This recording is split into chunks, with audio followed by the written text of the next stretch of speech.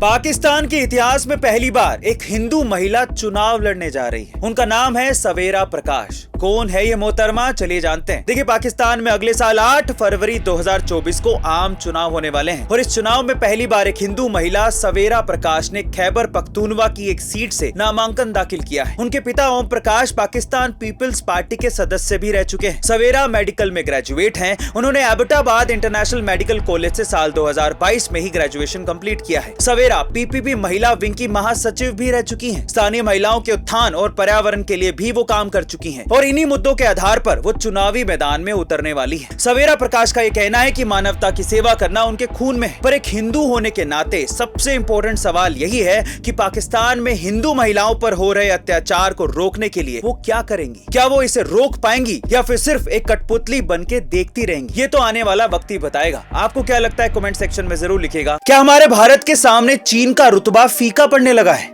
क्योंकि भारत के एक पड़ोसी श्रीलंका के बाद अब दूसरे पड़ोसी भूटान ने भी चीन को जोरदार झटका दिया है, जिससे भारत का रुतबा बढ़ेगा और चीन का प्रभुत्व कम होगा।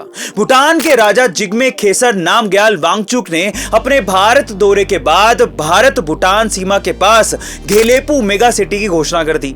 यह प्रोजेक्ट भारत की असम सीमा के पास 1000 स्क्वायर किलोमीटर के एरिया में बनाया जाएगा। भूटान से शुरू होने वाला यह प्रोजेक्ट भारत से होकर रेलवे रूट के जरिए बांग्लादेश, म्यांमार और बाकी देशों से कनेक्ट करेगा। ऐसा इसलिए ताकि भूटान में फॉरेन इन्वेस्टमेंट आ सके, टूरिज्म से आने वाला रेवेन्यू बढ़ सके और भूटान की चीन पर डिपेंडेंसी कम हो सके।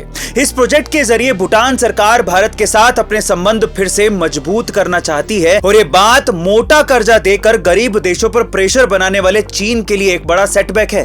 आपका इसके बारे में क्या ख्याल है, कमेंट सेक्शन में जरूर लिखेगा। भारत की जासूसी करने के लिए श्रीलंका की मदद से हिंद महासागर में अपने जहाज तैनात करने का चीन का पैतरा अब काम नहीं आने वाला, क्योंकि श्रीलंकन सरकार ने हिंद महासागर में रिसर्च की आड़ में भारत की जासूसी करने वाले चीनी जहाजों को श्रीलंका में डॉक करने से ही मना कर दिया। असल में चीन ओशन रिसर्च के नाम पर लगभग हर साल श्रीलंका के हम्बनटोटा पोर्ट पर डॉक करता है, लेकिन ऐसा कहा जा रहा है कि चीन हिंद महासागर में कोई रिसर्च नहीं करता, बल्कि भारत के श्रीहरिकोटा अवकाश प्रक्षेपण केंद्र की जासूसी करता है, ताकि ये पता लगाया जा सके कि भारत किस हथियार की टेस्टिंग कर रहा है और कौन से हथियार बना रहा है, और ये भारत की सुरक्षा की दृष्टि से खतरा माना जा रहा है। ऐसे में समय समय पर भारतीय डिप्लोमेट्स ने श्रीलंकाई सरकार के साथ कई मीटिंग्स भी की हैं और इसी का नतीजा है कि श्रीलंका ने 1 साल के लिए चीनी जहाज को हम्बनटोटा पोर्ट पर डॉक करने से ही मना कर दिया और ये भारत की एक और डिप्लोमेटिक जीत मानी जा रही है। आपका इसके बारे में क्या ख्याल है, कमेंट सेक्शन में जरूर लिखिएगा। साल 1955 में राज कपूर की एक फिल्म आई थी, श्री 420। उन्होंने इस फिल्म के नाम में 420 इसीलिए लगाया था क्योंकि कल से पहले तक ठगी करने वालों पर आईपीसी की धारा 420 लगाई जाती थी, इसलिए 420 नंबर इतना बदनाम हो गया था। तब राज कपूर ने ये नहीं सोचा होगा कि कभी भारत में धारा तो छोड़ो,